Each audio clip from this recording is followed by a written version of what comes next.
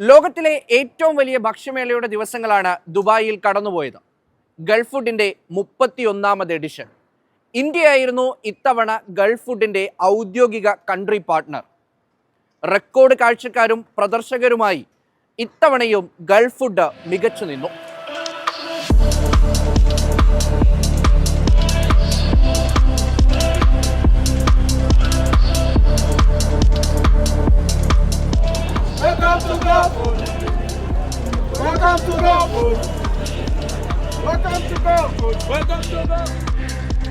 കണ്ണഞ്ചിപ്പിക്കുന്ന കാഴ്ചകൾ, പിഴവുകൾ ഏതുമില്ലാത്ത സംഘാടനം.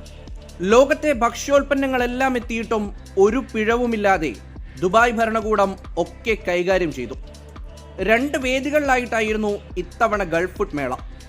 World trade സെന്ററിനൊപ്പം ആദ്യമായി ദുബായ് എക്സ്പോ സിറ്റിയും ഗൾഫ് ഫുഡിനൊരുങ്ങി. റെക്കോർഡ് വലിപ്പത്തിൽ പവിലിയനുകൾ തയ്യാറായി.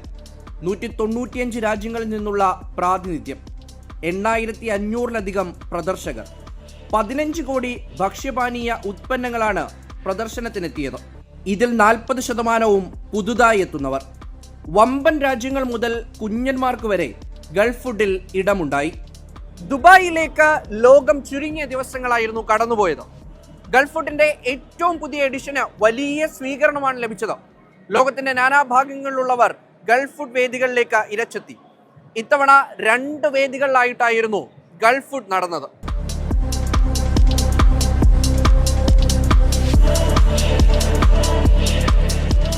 ഞങ്ങളുടെ എക്സ്പാൻഷൻ എന്ന് പറഞ്ഞാൽ we are going to the people. ആൾക്കാർ നമ്മുടെ അരികത്ത് വരുന്നതിനും നമ്മൾ ആൾക്കാരുടെ കമ്മ്യൂണിറ്റിയിലേക്ക് പോവുകയാണ്. അതുകൊണ്ടാണ് ഞങ്ങൾ ഈ കമേഴ്സ് വളരെ വിപുലീകരിപ്പിച്ചു. നിങ്ങൾക്കൊക്കെ നോക്കിയാൽ അറിയാം, ഞങ്ങളുടെ പുതിയ സൈറ്റ്, പുതിയ ആപ്പ്. അപ്പോൾ അതൊക്കെ ഞങ്ങൾ ഫുൾ സ്വിങ്ങിൽ പോവുകയാണ്. കാലം മാറുന്നതോടൊപ്പം നമ്മൾ മാറിയിട്ടില്ലെങ്കിൽ നമ്മൾ ബാക്കടിക്കും. ഞങ്ങൾ കഴിഞ്ഞ പ്രാവശ്യത്തെക്കാളും 14-15% ഗ്രോത്ത് ഉണ്ട്. We are thrilled to be at Gulf Food. This is our 15th year participating at Gulf Food. It is the most important event in terms of food exhibitions where buyers and sellers come and meet.